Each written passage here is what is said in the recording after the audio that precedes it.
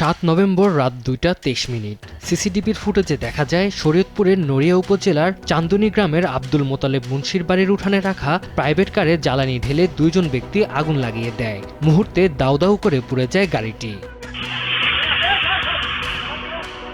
এর আগেও 15 আগস্ট রাতে একই গাড়িতে আগুন দেওয়ার চেষ্টা করে দুর্বৃত্তরা। গাড়ি দিয়ে তো আমাদের রুজি রোজগার করা হইতো বা সংসার চলতো। আমার এই বিচার আমি চাই, আমি বাঁচতে চাই। এমনকি ফুটেজ দেখে পুলিশ তদন্ত করে দোষী যারা হয় তাদের বিচার আমি চাই। শুধু মোতালেব মুন্সি নন, শরীয়তপুরে বিভিন্ন স্থানে রেন্টেকার মালিকের অনেক গাড়ি চুরি, ভাঙচুর ও নাশকতার শিকার হয়েছে।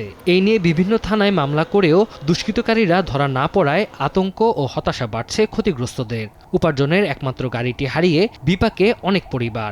গভীর রাতে আনুমানিক রাত 1:30 আমার গাড়িটা পুড়ে দেয়। তো এই যদি অবস্থা হয় তাহলে আমরা কিভাবে এই রেন্টেকারের ব্যবসা করব? এরকম যদি আজকে একজনেরটা পড়ছে, যদি পারবায়া জায়গা অপরাধী, তাহলে তো আবার আরেকজনটা পড়বো। এই কাজগুলো যারা করে তাদেরকে ধরে যাতে আইনের আওতায় নেওয়া যায়। মামলা মোকদ্দমা করেও কোনো রায় পাই নেই আমরা, বা কোনো প্রশাসনের এই দিক দিয়ে কোনো আগেই নেই। আইনানুগ ব্যবস্থা নিয়ে একটা আইনের কাঠগড়ায় দাঁড়া করানো হোক, আমাদের ক্ষতিপূরণ দেওয়া হোক।